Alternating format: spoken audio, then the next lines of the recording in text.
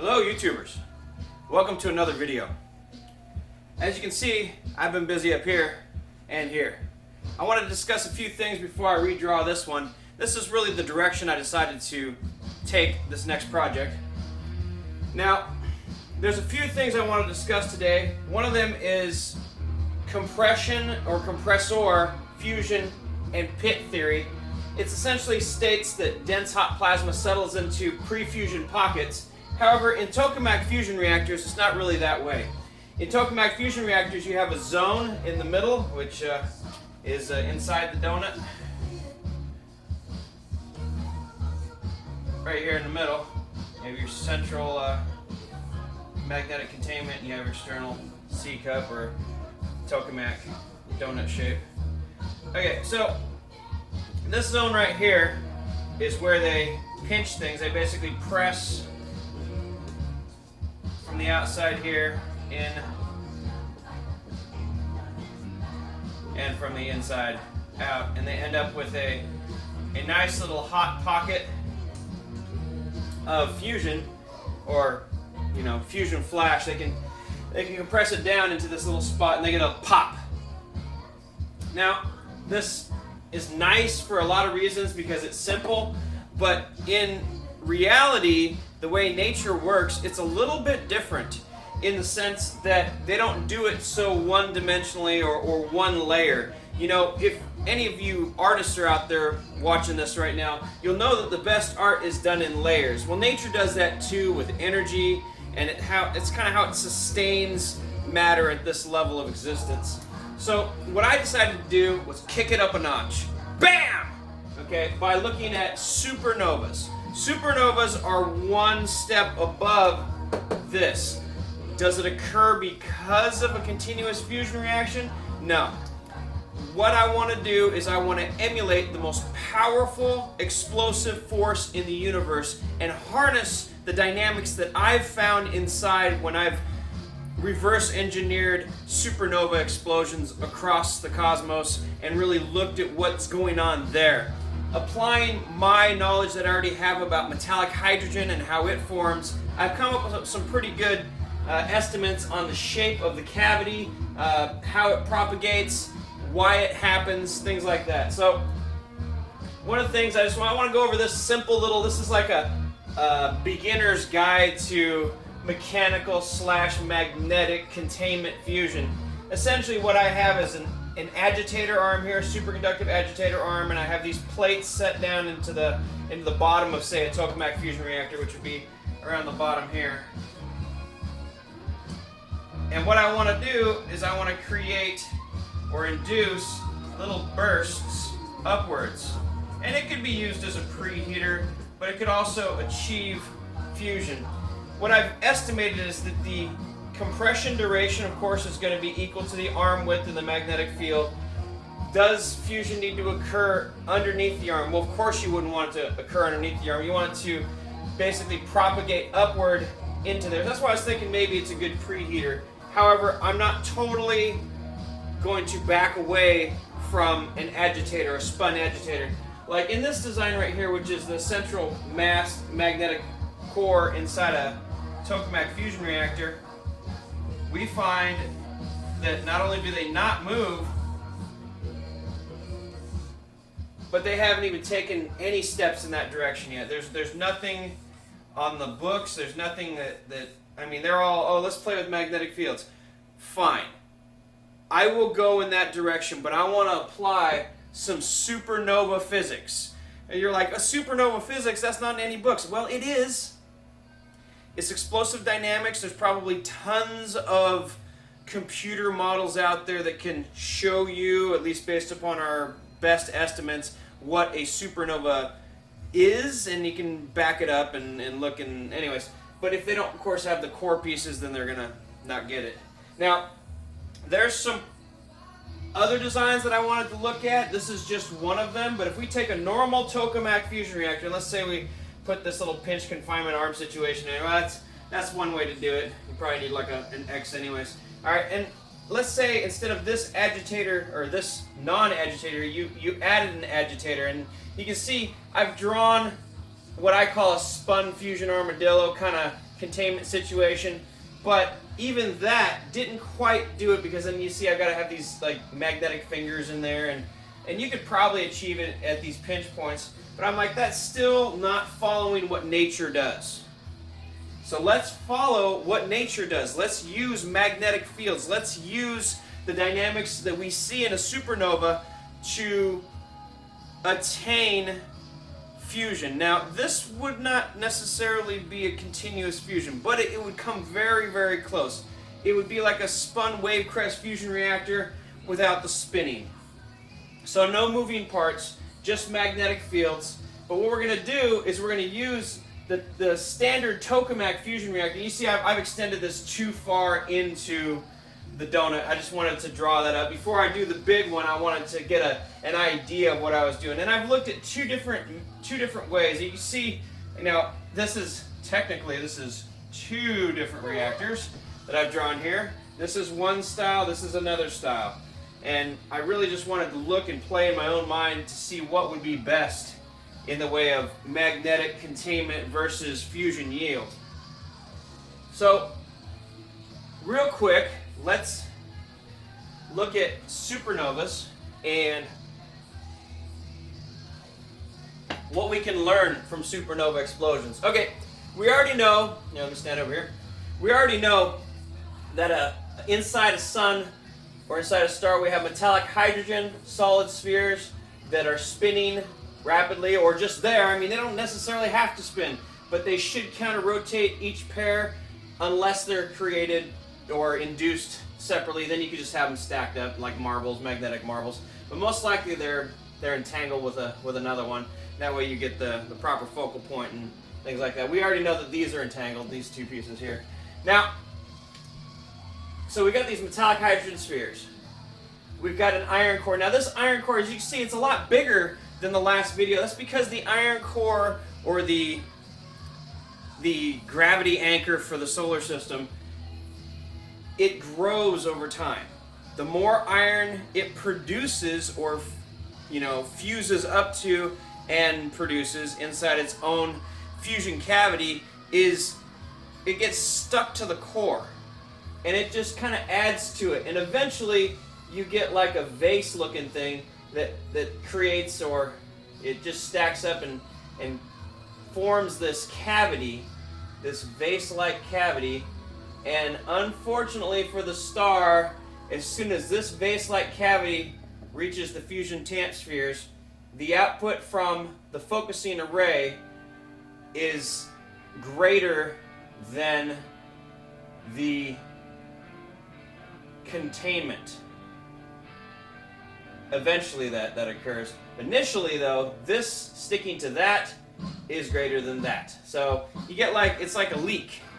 A little tiny gas leak inside a sealed vessel. And it fills up and fills up and fills up and fills up and fills up and fills up. And at that point, of course, before it happens, and we're seeing this right now when we look at interstellar and photography, that we see stars that dim just before they blow up, and we know that they're going to blow up because they dim. Well, this is the reason why. The fusion tamp spheres, which regulate the fusion output inside a star, get close to the edge of this vase, and it pinches off the fusion. And of course, just almost immediately before it explodes, you've got this high pressure vessel. It's iron. It's being supported by all of these metallic hydrogen spheres. So it's got basically a liner, a magnetic liner that's holding it together and keeping it together. And it's formed like a pearl. So there's layers, or like a tree, there's tree rings. There's layers upon layers upon layers. There's growth rings inside this. So you can imagine it is just impossibly strong. So, making one of these, I think understanding the cavity is really what I want to get at. The cavity should form from the smallest point, because the gases, of course, are going to erode any iron that gets in the way, and it's going to balloon out. So we're going to have a cavity that opens up, and then as it comes to the end just before the fusion TM sphere, these spheres are going to pinch it in, and you're actually going to have this kind of shape here. And that's going to be the shape that we want to look at. Now, over here on our terrestrial fusion reactor, this is the supernova series, or supernova 1, SN1.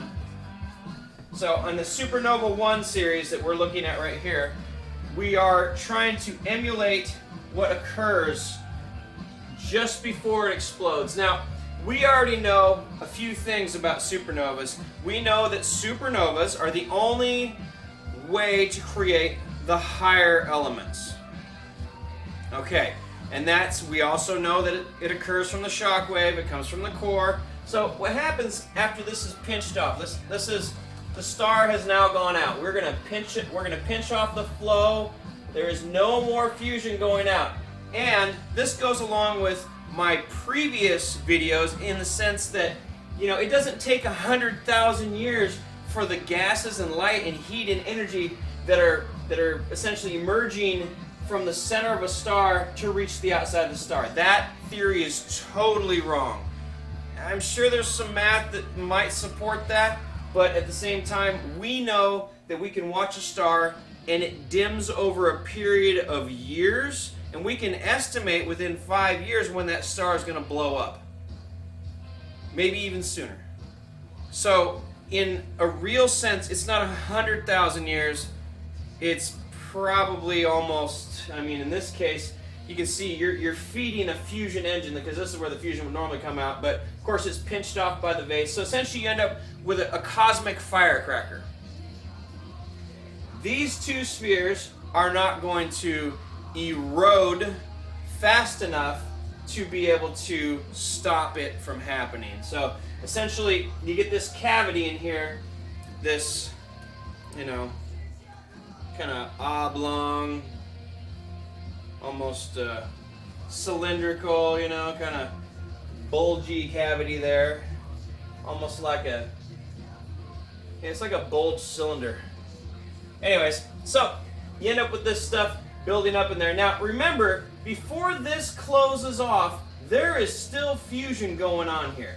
It is still hot enough for fusion, and as we know from our magnetic containment fusion, this is a standard Tokamak, we know that if we get the pressure high enough and continue to compress this super hot fuel, well, it gets hotter and hotter and hotter. Eventually, we get an explosive release of nuclear energy in the way of fusion actually occurs. Well, the same thing occurs here, but remember, stars are really, really, really, really big. So what happens before that? Well, as soon as this seals off, the whole system keeps inflating through CP, charged particle violation. We have a disk that forms along the equatorial region of a star of dark matter. It's a dark matter disk, and that dark matter disk is drawn towards the point of highest mass, as all particles are that travel through this zone of influence. So any particles that are traveling through this area are going to be bent slightly towards the pinch point of this core. So you're actually going to end up with a whole lot more energy traveling through that central point right there. But the dark matter with the metallic hydrogen focusing spheres is causing an inflation through CP violation. That's the magnetic hydrogen spheres focus the dark energy VE down. Focus the dark energy, so we've got all these focal points that essentially meet at the core, as I covered in my other videos. So if you want to know more about that, just watch the other videos. And what happens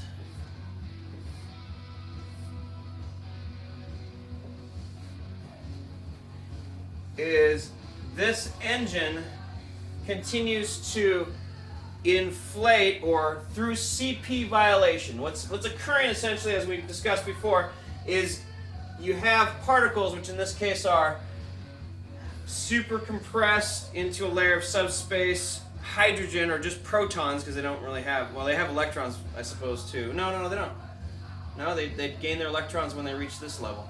So they're just protons down on that level, because they don't form up into higher structured ordered mass. They seem to just congregate around points of highest mass, in this case the equatorial plane and center of a star.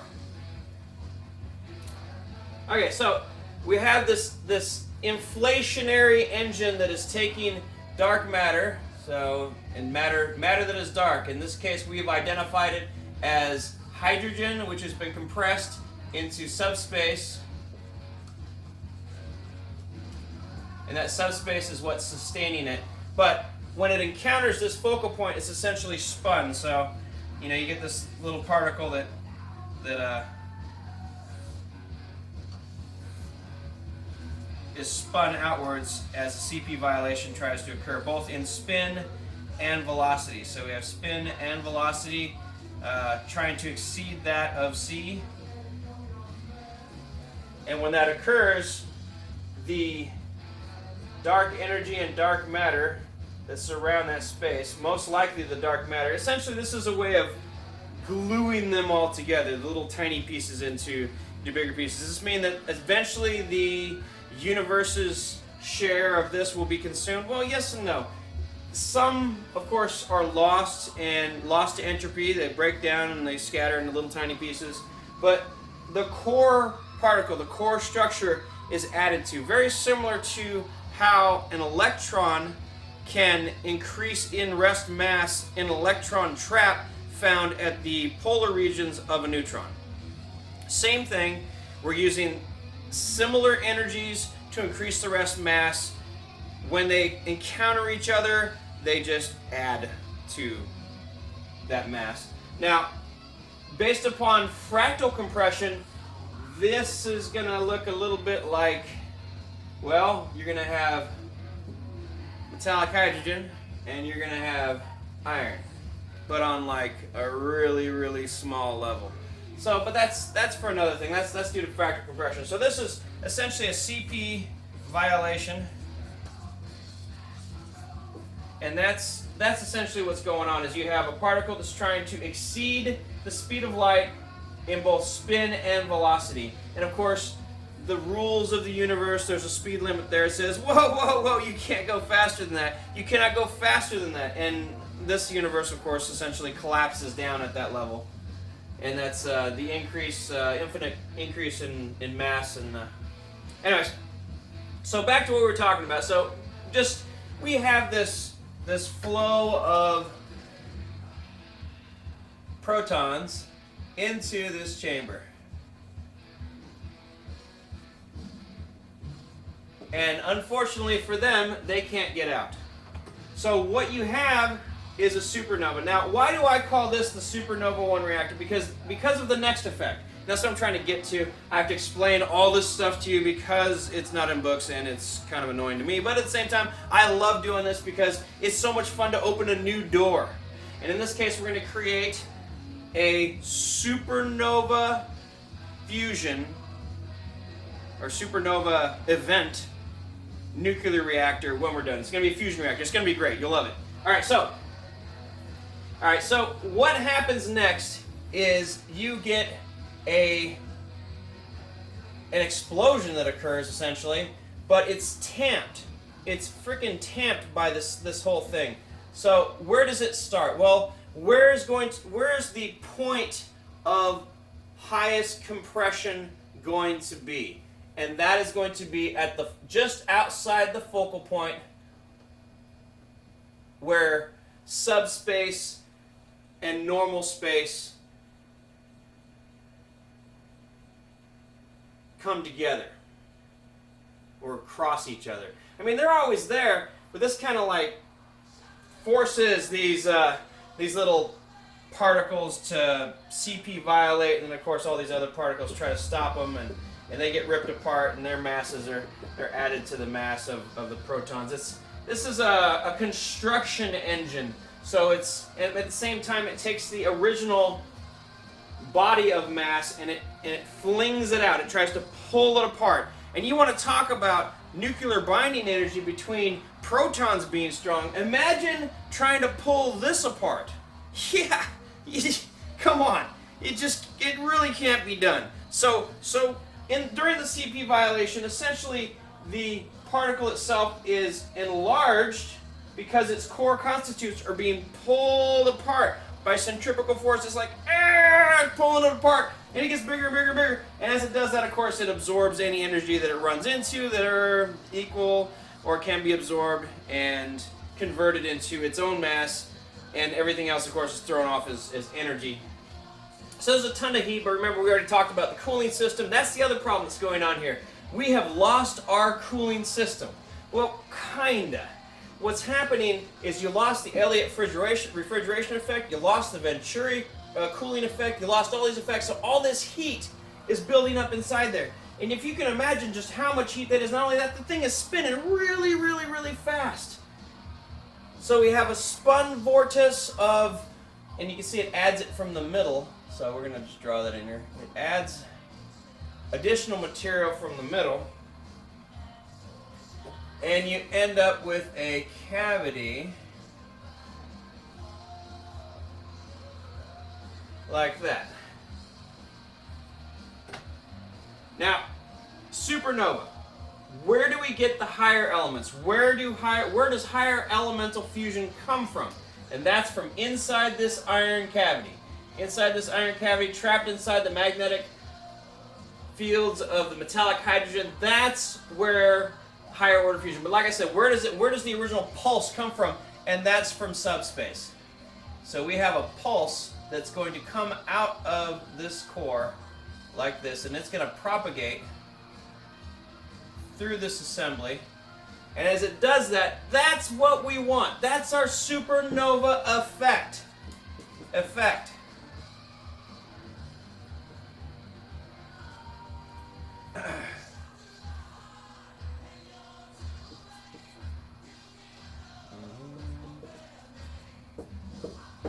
The supernova effect is that propagation wave through the cylinder.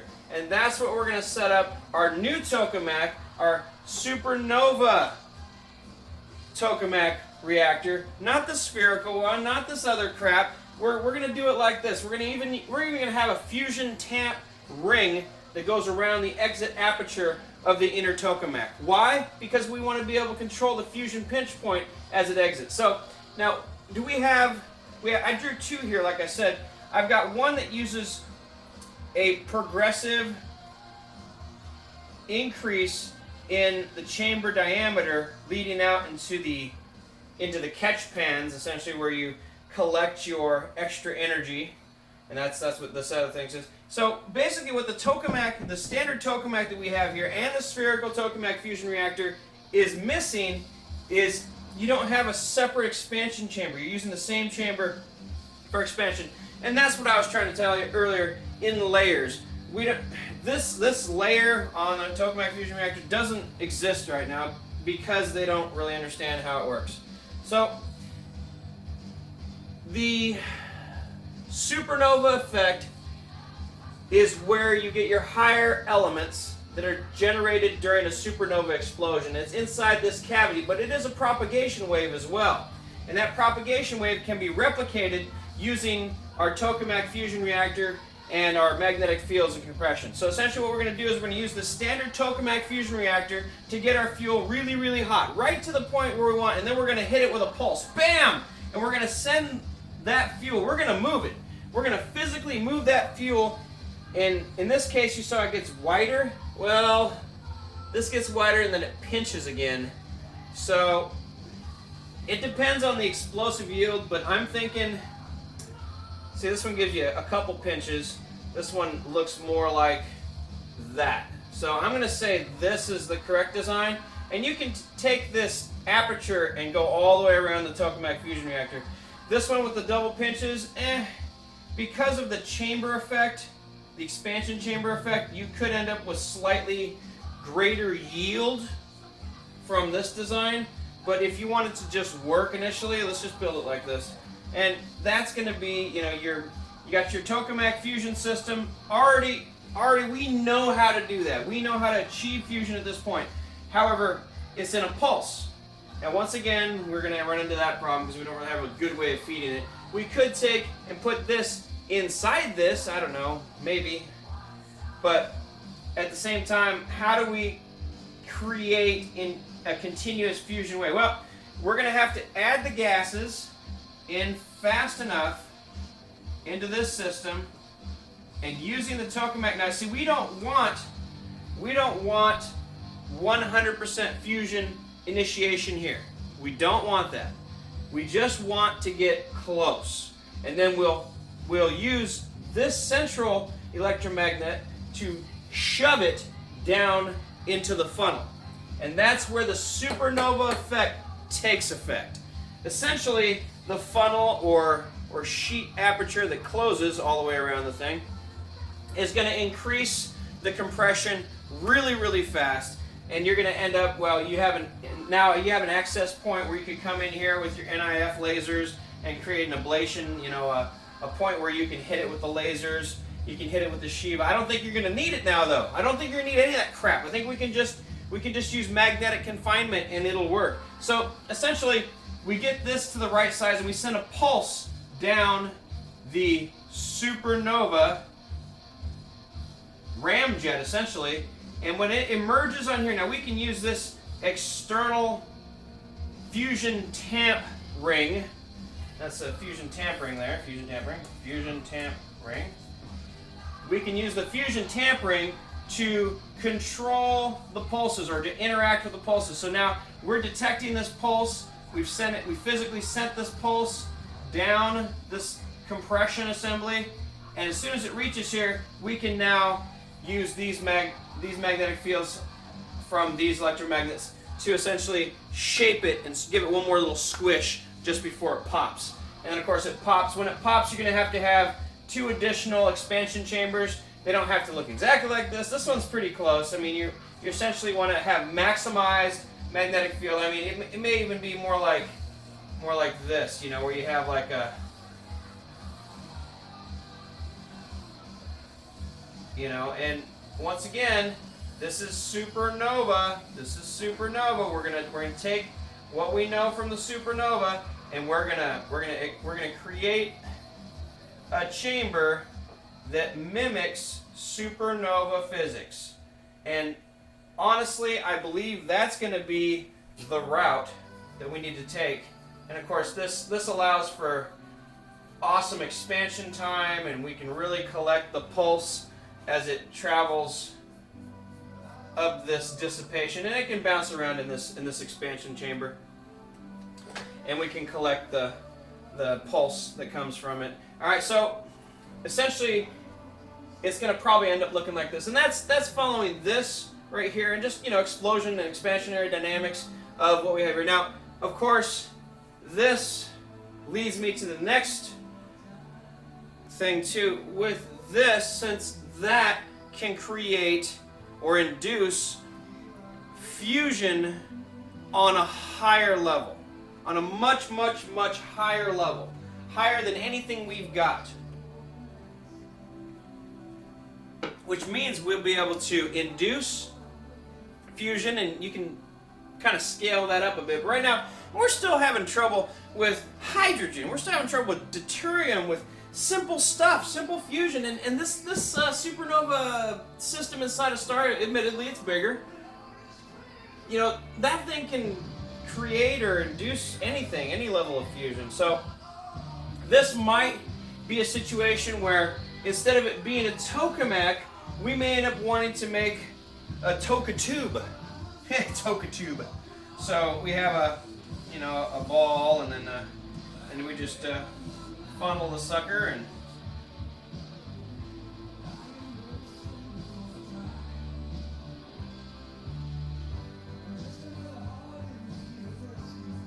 so with a toka tube,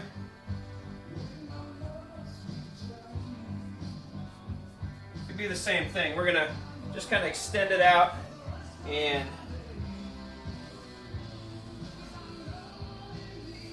but could you eventually make like maybe a battery system or a system that you can essentially draw in hydrogen, and because of its heating and compression dynamics and the expansionary dynamics, I mean, we can take this on a two-dimensional view. This is great. I mean, I know that they're trying to create world-changing devices. They're trying to create 400 megawatt pulsed fusion reactors over in France. Maybe that's not the best way to go.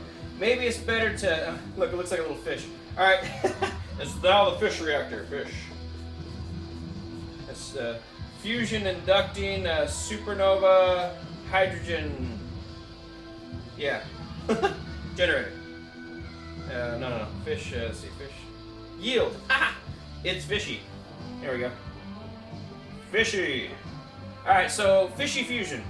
That'll be one of my future videos. We'll talk about fishy fusion and how we can create essentially what we know in the movies. You know, you always see them. Oh, look, they're going to take out the power cell. This is my power cell that runs my spaceship. All right. Well, maybe there's some strange truth in the battery configuration. The universe is just waiting for us to figure it out. In the meantime, though, we're looking a lot bigger. We're going to go and take supernova effect. We're going to apply it inside a Tokamak fusion reactor. And I think, you know, other than understanding, you know, I didn't even really talk about the spun fusion armadillo. Well, essentially, this is just a bunch of superconductive plates and magnetic fingers that create pinch points, and you can hit them with the lasers, you know, lasers down here, and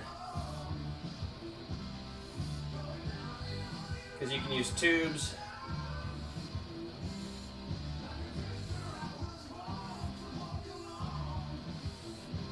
So yeah, you can hit them with the lasers, and you can create controlled fusion using this too. Now remember though, the spun fusion armadillo, this piece would spin and it'd be made of kind of offset plates that stick out all the way around. And when those magnetic fields from those plates encounter the pinch points induced by, you know, these are just the, can't even see the arms because they'd be covered up like this, so you'd have a kind of a scallop looking reactor. Scallop. Now this all by itself would be enough using the variables that we discussed in my last video, which were, you know, 10 Teslas of magnetic confinement, about 100 million degrees C from the lasers, and that's 100 million C lasers. And then this thing. Now, admittedly, the spun fusion armadillo has to spin at, was it 150,000 RPM? No, a million RPM. Million RPM? Yeah, anyways. No, it was 150,000. Yeah, 150,000. 150,000 RPM. And then it induces equals 1 million G's in our plasma. And that's not even counting the step wave effect here. You know, you probably don't even have to go 150,000 RPM if you're going to use these armadillo shells of the superconductor. Now, typically, in a Tokamak fusion reactor, you would have the hottest stuff here in the middle, but you're going to have to shift this entire thing around so that the hottest point actually sits right along this edge. You know, that little point right there. There, like that. And that's essentially what you'd want. And the spun fusion armadillo. Now, could you do this on a small scale? I think you could. Once again, maybe the fishy system's going to be a little bit better because we're using, you know, a little bit more oomph. We're taking what we've learned from supernova effect fusion. We're going to send a pulse down a funnel. The funnel is, of course, going to increase the amount of fusion as our pulse packet travels down the funnel. It's going to, well, you're probably gonna have to send more than one. So you just send one down there, and then of course there's gonna have to be another one maybe tamping it right behind it. So You know, this is going to have to be a pretty fast, but luckily, this is the best part about supernova effect fusion reactors, is you don't have to get them as hot. You do not have to get them as hot, and the fuel doesn't need to go in as quickly, I think, is the best way to put that. You can feed the fuel in a pulse, you can heat it and compress it in a pulse, you can move that fuel down a funnel by hitting it with a large pulse. You push it when it's a plasma, you go boom, and it pushes it down the hole here. Now, how quickly could you reestablish your core? Well, that'd be another question, I suppose. But maybe you'll do that with lasers or some other crap. But looking at just a pure magnetic confinement fusion. There we go. Yeah, it's confused, right? Yeah. Anyways, so maybe we'll just take small bits. We'll pinch it. We'll maintain it. Now, that's how photovoltaics, as I mentioned in another video, kind of work. You have that confined electron that's sitting at the pole of a neutron, and instead of, it doesn't push the whole electron out of the confinement chamber, it just pinches it in half. Bink! And I think since it's plasma, we got magnetic fields, we can probably pinch that magnetic field and that plasma containment, just go pop like that and just squeeze like half of it, or not even half of it, maybe just a quarter of it, maybe a third of it, and shove that down the funnel and have our step up in magnetic compression and confinement. And of course we have the fusion tampering, which goes all the way around the outside and controls the exit aperture before it goes into the expansion chambers, or our power collection chambers. And that may eventually not just look like that. It may eventually look like, you know, a whole stack of damn plates that would go out and be super efficient in collecting every little watt that comes out. You talk about the systems we have now, oh, they're collecting millions of watts. Well, how much of that energy is lost? How much of that energy is wasted? I mean, how much heat energy is there? Can we, in addition to collecting the electron, can we boil water too? Well, then let's look at, you know, maybe setting up the expansion chamber with a bunch of plates that go in, you know, like to allow an expansion area to where it can go up into very high surface area, you know, spreads out. And that, of course, would go all around. So, all right. Well, I'm almost done with this video, and just real quick, we'll draw. Let's see, what else can we draw? Future fusion point. Okay, we'll get rid of that because that's just kind of, we need to discuss that.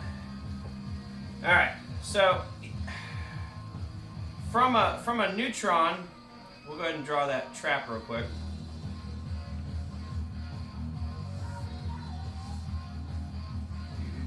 Look, once again, we have the supernova effect is repeated at the scale of a neutron.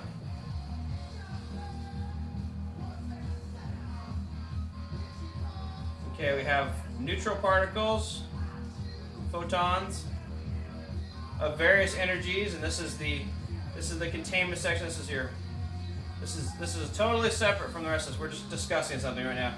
We have an electron, which is -1. Electron. Okay, we have the -1 electron charge, and we have neutral photons that add to that electron. And what happens during the photoelectric effect is this malleable cavity compresses, goes boop, and it pinches this electron in half, or it just squeezes it to where it squeezes a little piece of it off. But the piece that it squeezes off is equal, or almost exactly equal, to the amount of energy that is added via photonic energy. So the amount of energy exiting the photovoltaic material as electrons is equivalent to the input photons. So this cavity effect we're going to replicate here. So this is going to be supernova 1 reactor with neutron.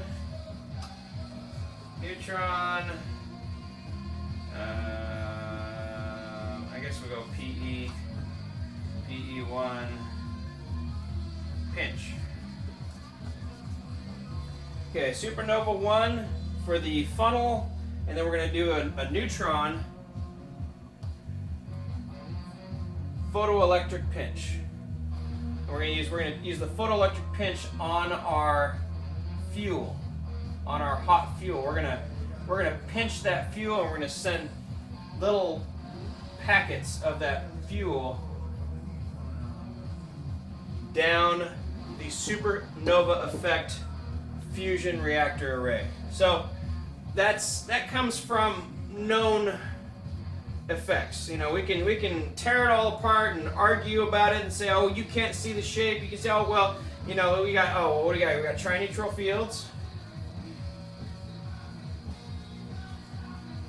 So essentially, we have this is a field that's generated by the up quark and the down quark, and it traps the electron, -1 electron, lending a charge of 1/2 negative to the proton, create a neutron. Of course, there's 2 of these, and one is bound to a atomic nuclei, and the other one, of course, is not bound. And during a neutron decay, we see that, you know, we get an electron neutrino, and I just want to stress that this effect is a different effect, but I think we can apply the photoelectric effect, which boop, boop, boop.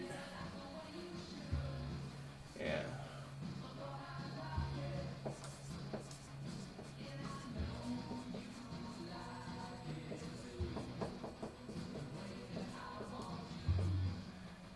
Okay, we can apply the photoelectric effect pinch to our fusion reactor, and this will make it so that we can take the supernova effect. Now, of course, you know, eventually in this scenario, the supernova does explode. Well, we don't want our reactor to explode.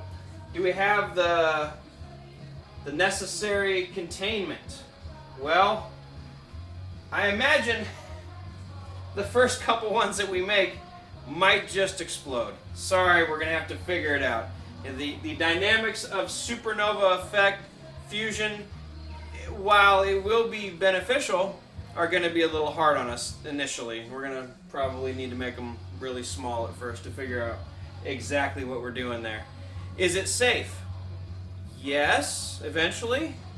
You know, I mean, if we stay below a certain threshold, we know the temperatures and pressures needed for the fuel that we have in there. We can take the magnetic field readings. We can know how high to ramp it up. We'll know velocity. Essentially, this allows you to use just magnetic fields to push that plasma around instead of having a physical agitator that you got to move around. Not that we can't add one later, because I think it'd be kind of cool to have one.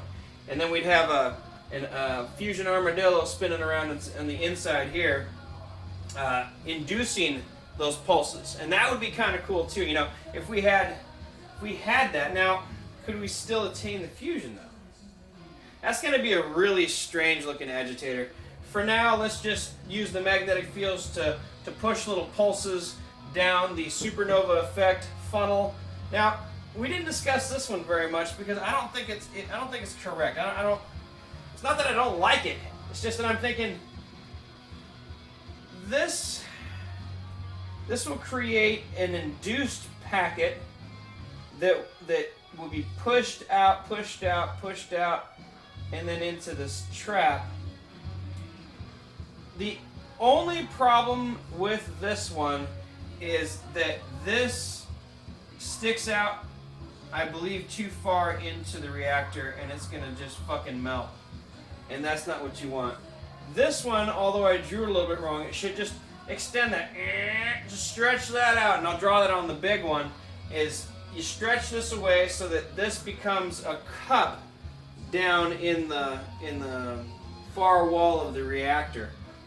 Shouldn't have any problem with those catching on fire. Like this one here, this kind of points directly into the point of super crazy hot plasma, and you don't really want that. You want a little pulse that travels down there and does like what we talked about with the supernova effect. So let's finish this off with one more thing, and that's how do we create the smoke? You know, you hear our song in the background here, Smoking in the Boys' Room. Well, this is the boys' room. This is my man cave. So let's talk about, we're going to finish off this star.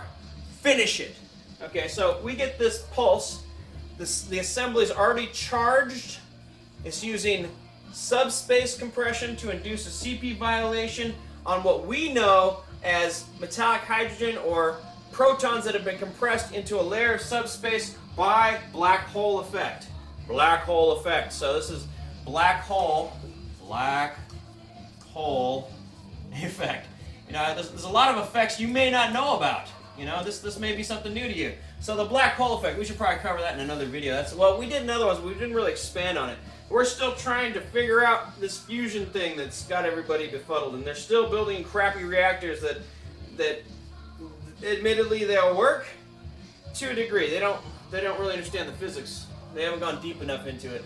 All right, so let's finish this star. So we have this continued compression. We have, whoop, whoop, it pinched off the flow. You see the star go dim. Boo! We see that, oh, look, the stellar brightness has gone down. Okay, it is going to be a supernova soon. Well, what's going to happen is that this little pocket, of course, is going to get super, super hot. It is being contained by these metallic hydrogen spheres. This iron vase, iron fluted vase. It's interesting to say the least. There we go. So you get this fusion that was occurring here, and the question is, do we still get fusion when this drops down on that? It looks like it's gonna, man, you're still gonna have, the lightning is actually gonna, it's gonna ground out right on this. So it's gonna create a really nasty effect right there. All right, so get the compression, and after enough compression, enough confinement, boom! This thing is just gonna explode, and when it does, it's gonna take all this plasma inside here. We got cold stuff in the middle, we got hot stuff out towards the outer wall, and out near the outer wall where it can encounter iron, there's going to be a layer of material that's going to be ablated from the initial explosion. Like I said, you've got layers of this iron like that. And each layer is going to act as a reflector for the explosion.